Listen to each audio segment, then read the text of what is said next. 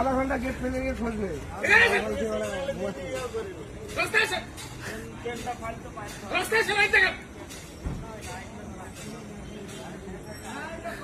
এত সময় ধরে হল দিয়ে আসছো ওখান থেকে, আর আপনি ঘরের মধ্যে রয়েছেন, লাইট দেখাতে সেটা আপনার জানা নেই।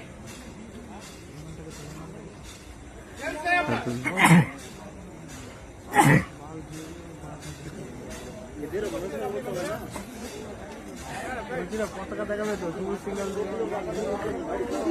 খেয়েছে, মাল খেয়ে আছে।